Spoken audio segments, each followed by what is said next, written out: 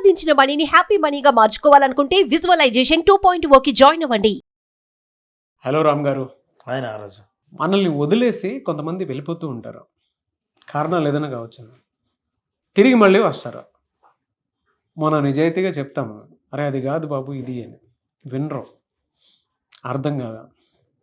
అప్పుడు ఎలానంటే నేను పోతేనే వాళ్ళ వాల్యూ తెలుస్తుంది అనేటువంటి అహంకారంతో వెళ్ళిపోతారు. తిరిగి వాళ్ళు వస్తారు. మనం ఎలా రిసీవ్ చేసుకోవాలి దాన్ని, అసలు ఎలా బేర్ చేయాలి?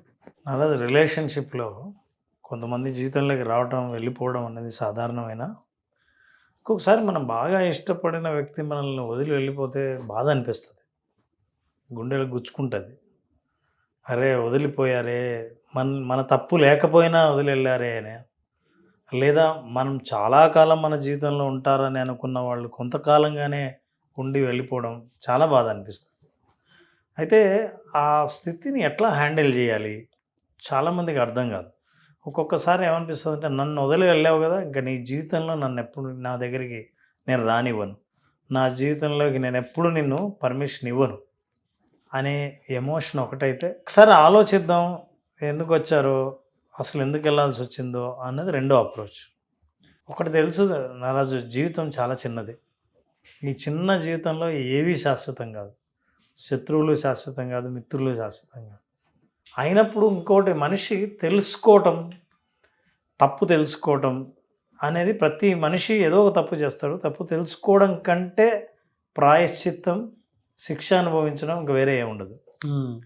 మనం ఈ రకంగా ఆలోచించినప్పుడు, ఒకవేళ మళ్ళీ మన జీవితంలోకి వస్తున్నారంటే మన విలువ తెలుసుకొని వస్తున్నారని అనిపిస్తే మనం మళ్ళీ ఎలా వాళ్ళను ఆహ్వానించవచ్చు. లేదా తిరిగి రావటం, ఇంకోసారి మోసం చేయొచ్చు అనే అవకాశం కోసం వస్తుంటే అది ఎలా తెలుసుకోవచ్చు. ఇవి మనం తెలుసుకుంటే ఎట్లా అనేది, మొట్టమొదటిసారిగా ఏంటంటే, ఎవరైనా మళ్ళీ నీ జీవితంలోకి రావడానికి ప్రయత్నిస్తున్నాం అన్న సిగ్నల్ ఇచ్చినప్పుడు మీ ఎమోషన్స్ని, అప్పుడు కోపం వస్తుంది. నీకు ఇప్పుడు గుర్తొచ్చానా, అప్పుడు చెప్తే అర్థం కాలేదా, అంటే అనుభవిస్తే కానీ తెలీదా, ఇప్పుడు నీకు అర్థమైందా బాధ అంటే ఎట్లుంటుందో. ఇట్లాంటి ఇది కోపం నుంచి వస్తుంది. ఆందోళన. అసలు మళ్ళీ ఎట్లా హ్యాండిల్ చేయాలి, మళ్ళీ ఇట్లాంటి సిచ్యువేషన్ జరగదని గ్యారెంటీ ఏంటి? ఈసారి నేను తట్టుకోలేను. ఒకసారి అంటే చాలా బాధపడ్డాను, ఈసారి మళ్ళీ అట్లా జరిగితే నేను తట్టుకోలేను, తట్టుకునే పరిస్థితిలో నేను లేను. సో ఇదొక భావం. ఆలోచన వస్తుంటేనే స్ట్రెస్ వస్తుంది సార్ నాకు. అంటే జీవితంలో జరిగినటువంటి కొన్ని గుర్తొస్తాయి, జ్ఞాపకాలు ఉంటాయి చూసారా, బ్యాడ్ మెమరీస్ అంటారు వాటిని. వాటిని స్వీకరించడం ఎంత కష్టంగా ఉంటుంది అనేటువంటి దానికి ఒకసారి ఇమాజిన్ చేసుకుంటేనే ఇదిగా ఉంది. అదేదో మీరు నాకే చెప్తున్నట్టు డైరెక్ట్గా. ఎందుకు అనిపిస్తుంది అంటే, ఒకసారి జరిగిన దాని నుంచి బయటపడడానికే చాలా కాలం తీసుకున్నాను నేను. ఇప్పుడు నువ్వు మళ్ళీ రెండోసారి వచ్చి మళ్ళీ దెబ్బ కొట్టావంటే ఇక కోలుకోని దెబ్బ అవుతుంది అనే ఆందోళన రెండోది ఉంటుంది. అయితే వీటన్నిటిని జడ్జి చేయకుండా, అంటే మనకు కలిగే ఫీలింగ్స్, అవతల వాళ్ళు మళ్ళీ మనతో కనెక్ట్ అవుతున్నారని ప్రయత్నం చేస్తే, ఏ జడ్జిమెంట్ లేకుండా మన ఎమోషన్స్ని ముందు అర్థం చేసుకోవాలి. అర్థం చేసుకున్న తర్వాత now be open for a dialogue. ఏంటి అంటే, మీరు జీవితంలో ఏ అవకాశాలని కాలదన్నే పరిస్థితి రాకుండా, మనం నేర్చుకున్న పాఠాల నుంచి మళ్ళీ ఇట్లాంటి అనుభవాలు ఎదురు కాకుండా, ఒకవేళ మంచి రిలేషన్షిప్ అయితే, ఉదాహరణకి ఎవరైనా నిజం తెలుసుకొని వాళ్ళ జీవితంలో తప్పు చేశామనే విషయం తెలుసుకొని తిరిగి మీ దగ్గరికి వచ్చి లైఫ్ లాంగ్ మిమ్మల్ని వదిలిపోకూడదన్న నిర్ణయంతో వచ్చినప్పుడు, మీరు కాదంటే, నాకు తెలియనప్పుడు మీ దగ్గరికి వచ్చి నేనే వెళ్ళిపోయాను, అప్పుడు మీరు ఆహ్వానించారు, ఇప్పుడు నేను నిజంగా తెలుసుకొని మీ దగ్గరికి వస్తుంటే మీరు కాదంటే ఒక గొప్ప మనిషిని కోల్పోతారు కదా. ఈ అవకాశం కూడా ఉంటుంది. కాబట్టి let us be open for the dialogue. Number 1, మీరు ఎందుకు వెళ్ళిపోవాల్సి వచ్చింది నా లైఫ్లోంచి, కారణాలు. రెండోది, ఇప్పుడు మళ్ళీ తిరిగి ఎందుకు రావాలనిపించింది. ఇప్పుడు ఏ కారణాల ద్వారా నన్ను వదిలి వెళ్ళిపోయావో అవే కారణాలు తిరిగి ఏర్పడితే ఇప్పుడు ఏం చేస్తావు, నీకు అవే రీజన్స్ కనిపిస్తే ఏం చేస్తావు. ఈ విషయాలు ఓపెన్గా తెలుసుకోవడం ద్వారా మనం ఒక నిర్ణయానికి రావచ్చు. మళ్ళీ వీళ్ళని ఎంటర్టైన్ చేయొచ్చా, మన రిలేషన్షిప్ని రీబిల్డ్ చేయొచ్చా, ఈ పునర్నిర్మాణానికి మళ్ళీ ఎంతవరకు అవకాశం ఉంది? మళ్ళీ నేను బాధపడతానా లేదా అర్థం చేసుకుంటానా? ఈ విషయాలన్నింటినీ మనం ఓపెన్గా ఉండొచ్చు. సో వాళ్ళతో ఏంటి చర్చించడం జరగాలి. అంటే అవుట్ రైట్గా రిజెక్ట్ చేయడం కాకుండా you have to first open for the discussion, open communication ఉండాలి. ఆ తర్వాత వాళ్ళు మిమ్మల్ని ఉపయోగించుకోవడానికి రెండోసారి వస్తున్నారు అనుకుందాం. ఈ ఓపెన్ డైలాగ్లో మీకు తెలుస్తుంది ఇది మళ్ళీ జరిగే అవకాశం ఉంది. మీకే ఇన్స్ట్రక్షన్స్ ఇచ్చారనుకోండి, మీకే కొన్ని రూల్స్ అండ్ రెగ్యులేషన్స్ ఇచ్చారనుకోండి, నాకు కూడా ఎక్స్పెక్టేషన్స్ ఉన్నాయి, నువ్వు ఇలా ఉండాలి ఇలా ఉండాలి ఇలా ఉండాలి అన్నారు అనుకోండి, ఈ కండిషన్స్ ఏమాత్రం సబబుగా లేకపోయినా you can reject them out rightly. ఇంక మళ్ళీ ఎందుకంటే ఏ కారణాలతో నువ్వు వెళ్ళావో కేవలం గ్యాప్ వచ్చినందువల్ల మళ్ళీ నువ్వు కనెక్ట్ అవ్వాలని అనుకుంటున్నావు, కానీ నీ తప్పు నువ్వు తెలుసుకొని నేను చేసిన తప్పేం లేదని నువ్వు తెలుసుకొని వచ్చిన మళ్ళీ రావడం కాదు. అది ఒకసారి తప్పు చేసి ఇప్పుడు మళ్ళీ ఒకసారి ట్రై చేద్దాం. కొంతమంది ఏంటంటే రిలేషన్షిప్పే కాదు, అది బిజినెస్ రిలేషన్షిప్ అవ్వచ్చు. ఒక పార్ట్నర్ వదిలి వెళ్ళిపోయి మోసం చేసి తప్పు తెలుసుకొని వచ్చానని చెప్పి నన్ను ఇంతగా ఆదరించేవాడు ఎవడున్నాడు, నన్ను నమ్మే అమాయకుడు వీడొక్కడే అని మళ్ళీ తిరిగి వచ్చాడు అనుకోండి, మళ్ళీ మోసం చేసే అవకాశం ఉంది. సో ఈ విషయాలు మీరు అర్థం చేసుకుంటే వీళ్ళని దగ్గరికి రానివ్వాలా లేదా అనేది తెలుస్తుంది. The last one is that you have to set boundaries. ఇంతకుముందు నువ్వు ఏ పర్సనల్ వ్యవహారాల్లో దూరి అనవసరంగా నన్ను అనుమానించి నాదే తప్పు అని చెప్పి నువ్వు నా నుంచి వెళ్ళిపోయావో అక్కడ నేను బౌండరీస్ నిర్ణయిస్తాను. అంటే ఏ పరిధుల్లో మన రిలేషన్షిప్ ఉండాలి, పరిధి దాటితే మళ్ళీ రిలేషన్షిప్ బ్రేక్ అయ్యే అవకాశం ఉంది.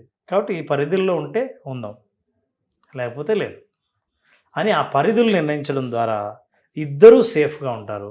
అవతల వాళ్ళు దాటాల్సిన అవసరం లేదు, మీరు కూడా దాటనించి మళ్ళీ మీరు హర్ట్ అవ్వాల్సిన అవసరం లేదు. సరే, ఈ బౌండరీస్ చాలా ఇంపార్టెంట్. అదే సార్, అంటే మీరు చెప్తుంటే ఒక మంచి కోసమే కదా మన కోసమే కదా చెప్తున్నారని వినటానికి చాలా బాగుంది. కానీ గతాన్ని తలుచుకుంటే మాత్రం ఎంతమంది దీనివల్ల సఫర్ అవుతున్నారో వాళ్ళకి ఏడుపు వస్తుంది సార్. ఎలా యాక్సెప్ట్ చేయమంటారు రామ్ గారు? అది సాధ్యమా? మీరు చెప్పినంత ఈజీ అవుతుందా అని మాట్లాడేటువంటి వాళ్ళు ఉంటారు. ఎలా దాన్ని ఎలా బ్రేక్ చేయాలి అసలు? ఇప్పుడు తప్పు చేసిన వ్యక్తి మళ్ళీ మీ దగ్గరికి వచ్చాడంటే ఒక రకంగా అవమానమే. ఈ అవమానాన్ని కాదనుకొని కూడా మీ దగ్గర మళ్ళీ కనెక్ట్ అవుతున్నారని అంటే అందులో ఏదో కొంత మనం అబ్జర్వ్ చేయాల్సింది ఉంది అని మనం తెలుసుకోవాలి. రెండోది, క్షమించడం అన్నది ఎవరితో క్షమిస్తాం? మన మనుషులనే కదా క్షమిస్తాం. బా మనము అని అనుకున్న వాళ్ళనే కదా క్షమిస్తాం. మరి మీరు కనీసం వాళ్ళు తప్పు చేశారని వాళ్ళకి అనిపిస్తుంటే క్షమించేయండి. క్షమిస్తూ ఈసారి ఇది జరగదనే అవకాశాలు మీరు ఏమాత్రం లేవు అనడానికి మీరు నేర్చుకున్న పాఠం ఏంటో చూడండి ఈ రిలేషన్షిప్ ద్వారా. నేను ఇది నేర్చుకున్నాను, నేనే రియాక్ట్ అవ్వకుండా ఉండాల్సిందే, లేదా నేనే ఈ ప్రశ్న అడగకుండా ఉండాల్సిందే, నేనే ఇంత అవకాశం ఇవ్వకుండా ఉండాల్సిందే అనే ఏదో ఒక పాఠం మీరు నేర్చుకుని ఉంటారుగా. క్షమించండి, పాఠం ఏం నేర్చుకున్నారో చూడండి. మీరు ఈసారి చేసిన తప్పు నుంచి మళ్ళీ రిపీట్ కాకుండా ఉండే జాగ్రత్త పడండి. అప్పుడు యాక్సెప్ట్ చేసినా సరే మీరు క్షమించినందుకైనా అవతల వాళ్ళు మిమ్మల్ని మళ్ళీ వదిలిపోకూడదు, ఈసారి మళ్ళీ ఆ తప్పు నేను చేయకూడదు అన్న ఆలోచన రావచ్చు కదా. ఏమైంది, క్షమిస్తే ఏమవుతుంది డ్యూడ్, మళ్ళీ మహా అయితే కనెక్ట్ అవుతారు. బాగానే కన్విన్స్ చేశారు డ్యూడ్. యాక్సెప్టెన్సీ లెవెల్ని ఇక్కడ ఉన్నదాన్ని ఇక్కడ పెంచారు. అప్పటికే మెచ్యూరిటీ పెరిగి ఉంటుంది బాగా. ఎందుకంటే అవతల వాళ్ళు మళ్ళీ దెబ్బ తీసినా దెబ్బ తీయొచ్చు అన్న మెంటల్ ప్రిపరేషన్ రెడీ ఉంటుంది. అయినా సరే రిస్క్ తీసుకుని అంత అత్యంత ఆధారపడడం అనేది తగ్గించి అప్పుడు రిలేషన్షిప్ కంటిన్యూ చేస్తే మీరు మెచ్యూర్డ్ రిలేషన్షిప్ ఉంటుంది. మీరు చెప్తుంటే రియాలిటీలో నాకు కొన్ని విషయాలు గుర్తొస్తూ ఉన్నాయన్న. మీరు చెప్పిన దాంట్లో రెస్పాన్సిబిలిటీగా తీసుకొని మన దగ్గరకు వచ్చినటువంటి వాళ్ళు క్షమించమని అడిగారు అని అంటే వాళ్ళు మన అనుకుని అర్థం చేసుకుని వచ్చారు. అలాంటి వాళ్ళు మనం ఎప్పుడూ దూరం పెట్టుకోకూడదు, మనమే దగ్గర తీసుకోవాలి. మన మెచ్యూరిటీ మన దగ్గర ఉంది కాబట్టి అది వెతుక్కొని మళ్ళీ మన దగ్గరకు వచ్చారు. కరెక్ట్. నేను అనుకున్న ప్రపంచం అనేది నీ దగ్గరే 90% దొరుకుతుంది, బయట ఇంకెక్కడా దొరకదు. 10% నాకేదో నచ్చలేదు, దాన్ని నేను అడాప్ట్ చేసుకోవాలి. ఆ అడాప్షన్ నా దగ్గర లేకపోవటం వల్ల, మెచ్యూరిటీ లేకపోవటం వల్లే నేను నా బుద్ధి చూపించుకొని బయటికి వెళ్ళిపోయాను. కానీ ప్రపంచం మొత్తం ఏ 10% కోసం ఇక్కడ 100% అదే ఉందని నేను నమ్మాను. ఆ 10% బయట ఉంది, 90% నీ దగ్గర ఉంది. దాన్ని నేను అర్థం చేసుకొని ఉండాల్సిందే. 90% నీ దగ్గర మంచి ఉంటే 10% ఆ బ్యాడ్ దాన్ని నేను అడాప్ట్ చేసుకోలేకపోయాను. ఆ 10% నేను బయట చూస్తే 100% కనిపించింది. దాంతో కంపేర్ చేస్తే నా బుద్ధిది నేను దీన్ని అర్థం చేసుకోలేదని చెప్పేసి వచ్చారనంటే ఇట్స్ గ్రేట్. ఆ నిజాయితీ ఉంటే అట్లాంటి వాళ్ళని కదా మనం యాక్సెప్ట్ చేయవలసింది. ఎస్, అప్పుడు మన వాళ్ళు అవుతారు. మనిషి మనసుని బాగానే మార్చారు సార్. హార్ట్ని కనెక్ట్ చేస్తారు, ఏది చేసినా కూడా లాజిక్తో కొడతారు. మనం ఇక్కడ కూర్చుంది ఏదో ఒక ఉపయోగపడేటట్టు మాట్లాడతాం. ఏదో ఒకటి ఉపయోగపడేటట్టు కాదు సార్, ఉపయోగపడేదే చెప్తారు, అదే కదా కన్విన్స్ చేస్తారు. సో ఉపయోగపెట్టుకోవడం అన్నది వినేవాళ్ళ చేతుల్లో ఉంటుంది. మీరు ఇలా చెప్తుంటే నాకు ఇంకొక పాస్ట్ ఎక్స్పీరియన్స్ కూడా గుర్తొస్తుంది. నేను నా లైఫ్లో నా జీవితానికి సంబంధించి నేను ఒక లెవెల్ వరకే కోరుకొని ఉన్నాను. రామ్ గారు అంటే నా జీవితం ఇంతే అని చూపించి కాయిన్కి ఇంకొక యాంగిల్ చూపించి జీవితం ఇలా ఉంటుంది, సో కంటిన్యూ లెర్నింగ్లో కనుక నువ్వు ఉంటే ఏదైనా యాక్సెప్ట్ చేయడానికి రెడీగా ఉంటుంది, ఒక్కసారి కాయిన్కి ఇంకొక సైడ్ చేసి చూడు అని చెప్పేసి అన్నారు. ఆ రోజు నుంచి ఆయన ఏ విషయం చెప్పినా కూడా అంటే పరిధికి మించి చెప్పి పరిధుల్లోనే ఏం చేయొచ్చు, దానికి కావాల్సినటువంటి క్వాలిటీస్ని బిల్డ్ చేసుకొని దాని తర్వాత పరిధి మించి ఏం చేయొచ్చు సిస్టమ్ని బిల్డ్ చేసి ఆ సిస్టమ్ తోటి నువ్వు ఎలా ఎదగొచ్చు అని చెప్పేసి చెప్పారు. సో అటువంటి క్వాలిటీస్ మీకు నాకు తెలిసి తెలుగులో ఏ బెస్ట్ కోచ్ ఎలా కూర్చోబెట్టి చెప్పేటువంటి వాళ్ళు దొరకరు. మీరు కనుక అపాయింట్మెంట్ తీసుకొని పర్సనల్ కోచింగ్ కనుక తీసుకోవాలనుకునేటువంటి వాళ్ళకి మాత్రం రామ్ గారు ఏ విషయాన్నైనా సరే, అది వైఫ్ అండ్ హస్బెండ్ రిలేషన్షిప్కి సంబంధించింది కావచ్చు, కెరీర్ అడ్వైస్కి సంబంధించింది కావచ్చు, పర్సనల్ గ్రోత్ ఎస్పెషల్లీ. ఇప్పుడు నేనే కూర్చొని చెప్తున్నాను కదా సార్, ఇప్పుడు నా గ్రోత్కి సంబంధించి ఏదన్నా కొన్ని లైన్స్ ఇలా ఉంది, దీన్ని ఎలా చేస్తే బాగుంటుంది అని అంటే పర్ఫెక్ట్ ఎగ్జాంపుల్ ఇచ్చి నన్ను వెంటనే కూల్ చేసి ఆ వాతావరణంలో నుంచి ఇంకొక పిక్చర్ని చూపిస్తారు. నాకు అది బాగా నచ్చుతుంది.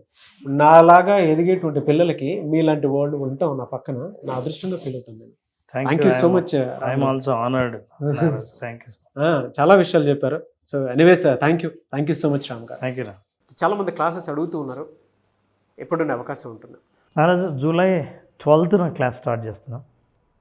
చాలామంది అడుగుతున్నారు 5 days సెషన్లో. ఈ 5 days సెషన్లో అసలు మనిషి ఏమీ లేని స్థితి నుంచి ఉన్న స్థితి నుంచి ఉన్నత స్థితికి చేరడం కోసం, ఆర్థికంగా ఉన్నత స్థితికి చేరడం కోసం ఉన్న వనరులను ఎలా ఆలోచించాలి, ఎట్లా మనం ఆర్థికంగా ప్రగతి సాధించాలి, ఆర్థిక స్వాతంత్రాన్ని సాధించాలి తెలుసుకోవాలనుకుంటే విజువలైజేషన్ 2.0 హ్యాపీ మనీని, మీ మనీని హ్యాపీగా మార్చి హ్యాపీ మనీని మీ దగ్గరకు చేర్చే మార్గాలు తెలుసుకోవాలనుకుంటే ఈ ప్రోగ్రామ్ అటెండ్ అయిన వాళ్ళకు ఖచ్చితంగా విజువలైజేషన్ 2.0లో ఎక్స్పీరియన్స్ అవుతారు. జూలై 12th నుంచి బ్యాచ్ స్టార్ట్ అవుతుంది. జాయిన్ అవ్వాలి అనుకున్నటువంటి వాళ్ళు స్క్రీన్ మీద కనిపిస్తున్న నెంబర్కి కాల్ ఆర్ మెసేజ్ వాట్సాప్ చేసి వెంటనే ఎన్రోల్ చేసుకోండి. మీ దగ్గర డబ్బు నిలవాలి అని అంటే దానికి ఒక ఎమోషన్ కావాలి. ఆ పర్ఫెక్ట్ ఎమోషన్ ఏంటి, ఎందుకు నా దగ్గర డబ్బు నిలవట్లేదు, నా బ్రెయిన్ బ్యాంక్ బ్యాలెన్స్ వైపుకి ఎందుకు వెళ్ళట్లేదు అనుకున్నటువంటి వాళ్ళకి సరైన సమాధానం దొరికేటువంటి ఒకే ఒక class visualization 2.0 happy money. So వెంటనే ఎన్రోల్ చేసుకోండి. Anyways thank you sir, thank you so much Ram garu. Thank you Ram, thank you. Suman టీవీలో మీ పర్సనల్ అండ్ బిజినెస్ ప్రమోషన్స్ కోసం కింది నెంబర్కి కాంటాక్ట్ చేయండి.